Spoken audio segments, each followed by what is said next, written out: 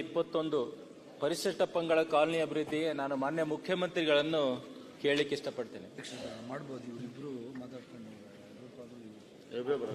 ಸನ್ಮಾನ್ಯ ಅಧ್ಯಕ್ಷರೇ, ಮುಖ್ಯಮಂತ್ರಿ ಇದ್ದಾರೆ. ನಾರಾಯಣಸ್ವಾಮಿ ಅವರೇ, ಸುರೇಶ್. ಮಾನ್ಯ ಮುಖ್ಯಮಂತ್ರಿಗಳ ಪರವಾಗಿ ಡಾಕ್ಟರ್ ಶೈಲೇಂದ್ರ ಅವರ ಪ್ರಶ್ನೆಗೆ ಉತ್ತರವನ್ನು ಮಂಡಿಸಿದ್ದೇವೆ. ಮಂಡಿಸಿದ್ರಿ ಸರ್. ಈಗ ಮಾನ್ಯ ಮುಖ್ಯಮಂತ್ರಿಗಳು ಇಲ್ಲೇ ಇದಾರಲ್ಲ, ಆನ್ಸರ್ ಕೊಟ್ಟರೆ ಚೆನ್ನಾಗಿರ್ತಂತ ನಮ್ಮ ಕ್ಷೇತ್ರ ಜನತೆ ಕೂಡ ಖುಷಿ ಆಗ್ತಾರೆ. ಒಂದು 2023-24 ಸಾಲದಲ್ಲಿ ಪರಿಶಿಷ್ಟ ಪಂಗಡ ಜನಾಂಗದ ಸಮಗ್ರ ಅಭಿವೃದ್ಧಿಗೆ ತಾವು 681 ಲಕ್ಷ ರೂಪಾಯಿಗಳು ರಾಜ್ಯ ವಲಯ ಕಾರ್ಯಕ್ರಮ, ಕೇಂದ್ರ ವಲಯ ಕೊಟ್ಟು 777 ಲಕ್ಷ ಬಿಡುಗಡೆ ಮಾಡಿದೆ ಅಂತ ಹೇಳಿದ್ರಿ ತಾವು ಇದರಲ್ಲಿ ಸ್ಕಾಲರ್ಶಿಪ್. ಅದೇ ಥರ ಎರಡನೇ ನನ್ನ ಕ್ವಶನ್ ಅಲ್ಲಿ 2023-24 ಸಾಲಿನಲ್ಲಿ ಪ್ರಗತಿ ಕಾಲನಿಗಳಿಗೆ ಹಣ ಒದಗಿಸಿರಂತ ಹೇಳಿದ್ರಿ. ಮೂರನೇದು 24-25ನೇ ಸಾಲಿನಲ್ಲಿ ಪರಿಶಿಷ್ಟ ಪಂಗಡ ಮತ್ತು ಅನುಸೂಚಿತ ಜಾತಿ ಮತ್ತು ಅನುಸೂಚಿತ ಪಂಗಡಗಳ ಅದರಲ್ಲಿ ಕೂಡ 33 ಕೋಟಿ ಅನುದಾನ ಬಿಡುಗಡೆ ಮಾಡಿದ್ರಂತ ಹೇಳಿದಿರಿ.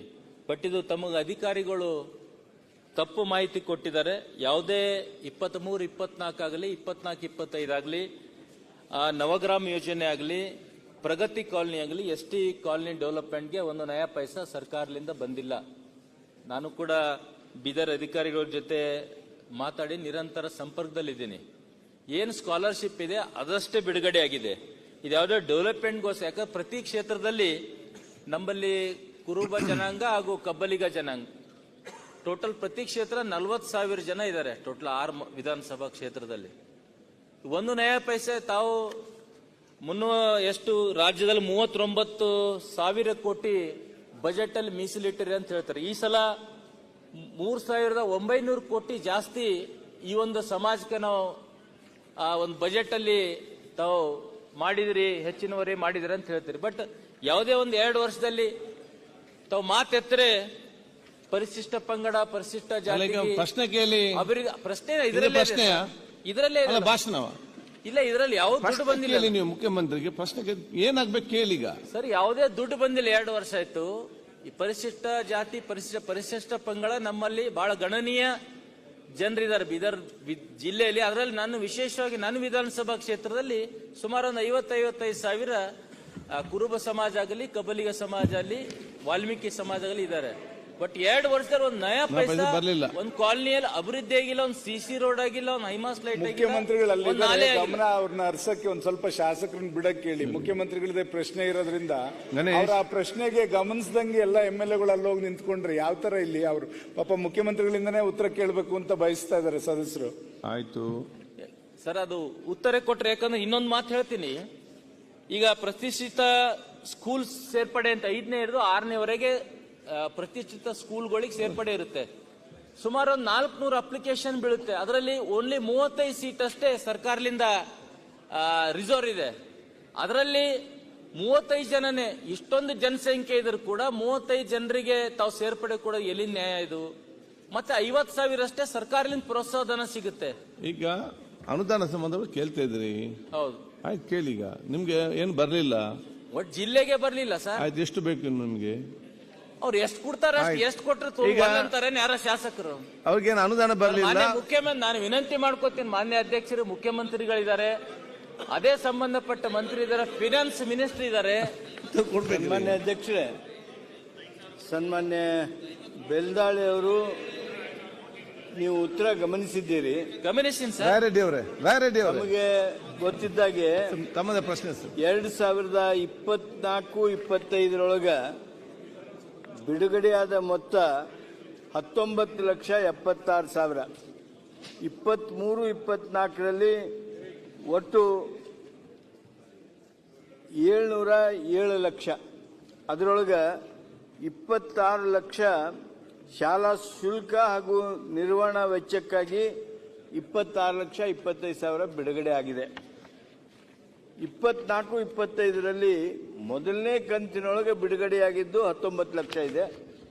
ಇನ್ನು ಬಾಕಿ ಇರತಕ್ಕಂಥದ್ದನ್ನು ನಾವು ಬಿಡುಗಡೆ ಮಾಡ್ತಕ್ಕಂಥ ಕ್ರಮ ತೆಗೆದುಕೊಳ್ತೀವಿ. ಒಂದು.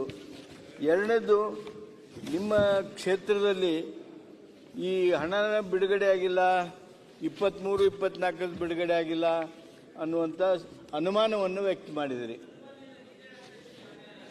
ನನ್ನ ಹತ್ರ ಅಧಿಕಾರಿಗಳು ಕೊಟ್ಟಿರ್ತಕ್ಕಂಥ ಅಂಕಿ ಸಂಖ್ಯೆ ಇದೆ. 2023-24ಕ್ಕೆ 223 ಲಕ್ಷ ರೂಪಾಯಿ ಬಿಡುಗಡೆ ಆಗಿದೆ. ಒಂದು ವೇಳೆ ಉತ್ತರ ಕೊಟ್ಟಾಗ್ಲಿ. ಒಂದು ಸೆಕೆಂಡ್. ಹೌದು, ಡೆವಲಪ್ಮೆಂಟ್ ಒಂದು ನಯಾ ಪೈಸಾ ಬಂದಿಲ್ಲ ಅಂತ ಕೊಟ್ಟಾಗ್ಲಿ. ಮತ್ತೆ clarification. 223 ಲಕ್ಷ ಬಿಡುಗಡೆ ಆಗಿದೆ ಅಂತ ನನಗೆ ಈ ಸಂದರ್ಭದಲ್ಲಿ ನಾನು ನಿಮಗೆ ಮಾಹಿತಿ ಕೊಡ್ತಾ ಇದ್ದೀನಿ. ಒಂದು ವೇಳೆ ಈ ಮಾಹಿತಿಯಲ್ಲಿ ಏನಾದರೂ ತಪ್ಪಿದೆ ಅನ್ನೋದು ನಿಮ್ಮ ಅಭಿಪ್ರಾಯ ಆಗಿದ್ರೆ ನಾನು ಸಂಬಂಧಪಟ್ಟಿರ್ತಕ್ಕಂಥ ಅಧಿಕಾರಿಗಳ ಮೇಲೆ ಕ್ರಮ ತೆಗೆದುಕೊಳ್ತೀವಿ. ಹಾಗೂ ಮುಂದಿನ ಕ್ರಮ ಏನು ಮಾಡಬೇಕು ಅಥವಾ ಈ ಹಣ ಬಿಡುಗಡೆ ಆಗಿರದೇ ಇದ್ದರೆ ಯಾವ ರೀತಿ ಕ್ರಮ ಮಾಡಬೇಕು ಮಾನ್ಯ ಮುಖ್ಯಮಂತ್ರಿಗಳ ಜೊತೆಗೆ ಚರ್ಚೆ ಮಾಡಿ ಕ್ರಮ ತಗೋತೀವಿ. ಸರ್, ಈಗ ಮನೆ ಅಧ್ಯಕ್ಷರೇ, ಸರ್ ಇಲ್ಲ sir, this is serious matter sir. ಪರಿಶಿಷ್ಟ ಪಂಗಡಗಳ ಸಮಾಜ ಬಹಳ ಗಣನೀಯ. ನನ್ನ ವಿಧಾನಸಭಾ ಜಿಲ್ಲೆಯಲ್ಲಿ ಪ್ರತಿ ಕ್ಷೇತ್ರ 50,000 ಇದ್ದಾರೆ. ಮಾನ್ಯ ಮುಖ್ಯಮಂತ್ರಿಗಳು ಕೂಡ ಇಲ್ಲೇ ಇದ್ದಾರೆ. ನಮ್ಮಲ್ಲಿ ಕುರುಬಾಗೋ ಕಬ್ಬಲಿಗ ಸಮಾಜ ಬಹಳ ಜಾಸ್ತಿ ಇದ್ದಾರೆ. ಒಂದ್ ನಯಾ ಪೈಸಾ ಅವ್ರ ಡೆವಲಪ್ಮೆಂಟ್ ಈ ಸರ್ಕಾರ ಕೊಟ್ಟಿಲ್ಲ 2 ವರ್ಷದಲ್ಲಿ ಅಂದ್ರೆ ಎಷ್ಟು ತಪ್ಪಾಗುತ್ತೆ? ಆ ಜನರಿಗೆ ಏನ್ ಉತ್ತರ ಕೊಡಬೇಕು? ಮತ್ತೆ ಈಗ ಹೇಳಿದ್ದಾರೆ 333 ಕೋಟಿ ಡೆವಲಪ್ಮೆಂಟ್ ಕೊಟ್ಟು ಒಂದ್ ನಯಾ ಪೈಸೆ ಕೊಟ್ಟಿಲ್ಲ. ನಾನು ನಿನ್ನೆ ನೋಡಿದ್ದೀನಿ. ಅದನ್ನ ಹೇಳಿ ಅಧಿಕಾರಿಗಳು ತಪ್ಪು ಮಾಹಿತಿ ಕೊಟ್ಟರೆ ಅವರ ಮೇಲೆ ಆಕ್ಷನ್ ತಗೊಳ್ತಾರೆ ಮಂತ್ರಿಗಳು ಹೇಳಿದ್ದಾರೆ. ಮತ್ತೆ ಯಾವಾಗ ಕೊಡ್ತಾರೆ ಸರ್ ಇದು? ಯಾಕಂದ್ರೆ ಈಗ ಮಾತೆತ್ತರೆ ಪರಿಶಿಷ್ಟ ಪಂಗಡ ಪರಿಶಿಷ್ಟ ಜಾತಿ ಈಗ ನಿಮ್ಗೆ ಅನುದಾನ ಬರಲಿಲ್ಲ, ಅದು ಒಂದು ಮನವಿ ಕೊಡಿ, ಅವ್ರು ಮತ್ತೆ ಕೊಡ್ತಾರೆ. ಸರ್ 34,000 ಕೋಟಿ ಮೀಸಲಿಟ್ರಿ ಅಂತ ಮಾನ್ಯ ಮುಖ್ಯಮಂತ್ರಿಗಳು ಹೇಳ್ತಾರೆ. ಸರ್ ಎಲ್ಲಿ ಬರ್ತದೆ 34,000 ಕೋಟಿ? ಸರ್ ಮಾನ್ಯ ಅಧ್ಯಕ್ಷರೇ, 23-24 ಅಂಕಿ ಸಂಖ್ಯೆ ಹೇಳ್ತೇನೆ ನೋಡ್ರಿ. ಪರಿಶಿಷ್ಟ ಪಂಗಡ ವಿದ್ಯಾರ್ಥಿ ನಿಲಯಗಳ ನಿರ್ವಹಣೆ ಶೀರ್ಷಿಕೆಯೊಳಗ 34,90,000, ವಿದ್ಯಾರ್ಥಿ ನಿಲಯಗಳು ವಿದ್ಯಾರ್ಥಿ ವೇತನ ಮತ್ತು ಧನಸಹಾಯ ಶೀರ್ಷಿಕೆಯೊಳಗ 43 ಲಕ್ಷ, ಮೆಟ್ರಿಕ್ ನಂತರದ ವಿದ್ಯಾರ್ಥಿ ನಿಲಯಗಳ ನಿರ್ವಹಣೆಗೆ 84 ಲಕ್ಷ, ಕಾಯಂ ಸಿಬ್ಬಂದಿ ವೇತನಕ್ಕಾಗಿ 21 ಲಕ್ಷ ಅನುದಾನ. ಸಚಿವರೇ ಡೆವಲಪ್ಮೆಂಟ್ ಬಗ್ಗೆ ಹೇಳ್ತಾರೆ. ಕೇಳೋದು ಏನಂದ್ರೆ ಸ್ಕಾಲರ್ಶಿಪ್ ಅಲ್ಲ, ಪದೇ ಅವ್ರು ಹೇಳ್ತಾ ಇದ್ದಾರೆ. ಸ್ಕಾಲರ್ಶಿಪ್ ಬಗ್ಗೆ ಮಾತ್ರ ಚಕ್ಕರ್ ಎತ್ತ ಇಲ್ಲ ಸರ್. ಕಾಲೋನಿ ಡೆವಲಪ್ಮೆಂಟ್ ಬಂದಿದೆ.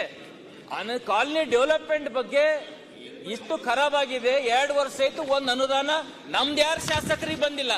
ಕಾಂಗ್ರೆಸ್ ಶಾಸಕರಿಗೆ ಬಂದಿರ ನನಗೆ ಗೊತ್ತಿಲ್ಲ. ಬಂದಿದೆ ಶಾಸಕರೇ? ನಮಗೆ ಬಂದಿಲ್ಲ. ಯಾವ ಶಾಸಕರಿಗೆ ಬಂದಿಲ್ಲ? ಅಲ್ಲ, 2 ವರ್ಷ ಅಂತ ಹೇಳ್ತಾ ಇದ್ರಲ್ಲ, ಹಿಂದಿನ ಸರ್ಕಾರ ನಿಮ್ಗೆ ಕೊಟ್ಟಿಲ್ಲ. ಹಾಗಾದ್ರೆ ಹಿಂದಿನ ಸರ್ಕಾರ ಬಂದೇ ತೋರಿಸ್ ಇಲ್ಲಿದೆ ನಮ್ಮ 2 ವರ್ಷ ಅಂತ ಹೇಳ್ತಾ ಇದ್ರಲ್ಲ ಸರ್. 23, 24, 25 ಈಗ ಆಯ್ತು. ಈಗ 2 ಬಜೆಟ್ ಸರ್. ಅಬ್ಬಾಯ್ ಸರ್ ಅದಕ್ಕೆ ಸರ್ ಆ ಸಮಾಜ ಅನ್ಯಾಯ ಆಗ್ಬಾರ್ದು ನಾನು ಹೇಳ್ತಾ ಇದ್ದೀನಿ. ನಮ್ಮಲ್ಲಿ 50,000 ಜನಸಂಖ್ಯೆ ಇದೆ ನನ್ನ ವಿಧಾನಸಭಾ ಕ್ಷೇತ್ರದಲ್ಲಿ. ನಾವು ಏನು ಮಂಜೂರಿ ಮಾಡಿದ್ದೇವೆ, ಅವ್ರು ಏನು ಕೇಳಿದ್ರು ಪ್ರಶ್ನೆ, ಅದನ್ನ ವಿವರವಾಗಿ ಉತ್ತರ ಕೊಟ್ಟಿದ್ದೇವೆ. ಮತ್ತೆ 3 ವಾಲ್ಮೀಕಿ ಯಾವ ಕೆಲಸಕ್ಕಾಗಿ ನಾವು ಸರ್ಕಾರದವರು ಬಿಡುಗಡೆ ಮಾಡಬೇಕಾಗಿತ್ತು, ಯಾವ್ದು ಆಗಿಲ್ಲ ಅನ್ನೋದನ್ನ ನಮ್ಮ ಗಮನಕ್ಕೆ ತಂದ್ರೆ ತಕ್ಷಣ ಆ ಹಣ ಬಿಡುಗಡೆ ಮಾಡೋದಕ್ಕೆ ನಮ್ಮ ಬಜೆಟ್ನಲ್ಲಿದ್ರೆ ಆ ಹಣ ಬಿಡುಗಡೆ ಮಾಡೋದಕ್ಕೆ ಕ್ರಮ ತೆಗೆದುಕೊಳ್ತೀವಿ. ಓಕೆ. ಸಂಗಮೇಶ್ ಬಿಕೆ, ಸಂಗಮೇಶ್ ಅದು ಪ್ರಶ್ನೆ ಕೇಳಿ ಮಾರಾಯ. ಶೈಲೇಂದ್ರ 1 ನಿಮಿಷ. ದಯವಿಟ್ಟು ಇದು ಹಣ ಬಿಡುಗಡೆ ಎಲ್ಲಾ ಶಾಸಕರಿಗೆ ಮಾಡಿ ನಾವು ಒಬ್ಬನೇ ಅಂತಲ್ಲ. ಆಯ್ತು, ಮನೆ ಮುಖ್ಯಮಂತ್ರಿಗಳು ಇಲ್ಲೇ ವಿನಂತಿ ಮಾಡ್ತಾರೆ ತಮಗೆ. ತಾವು ಎಷ್ಟೆಷ್ಟು ಅನುದಾನ ಈ ವರ್ಷ ಬಿಡುಗಡೆ ಮಾಡಿ. ಇಲ್ಲಿ ಮೈಕ್ ಮುಂದೆ ನಿಂತು ಭಾಷಣ ಅನುದಾನ ಬರುವುದಿಲ್ಲ. ಅಲ್ಲಿ ಕೆಚ್ಚೆ ಕೂತ್ಕೊಂಡು ಮಾತಾಡಿ ಸ್ಯಾಂಕ್ಷನ್ ಮಾಡಿಕೊಂಡು ಹೋಗಿ. ಶೈಲೇಂದ್ರ, ನೀವು ಅನುದಾನ ಎಲ್ಲಿಂದ ಮಾಡ್ತಾರ ಅವರು?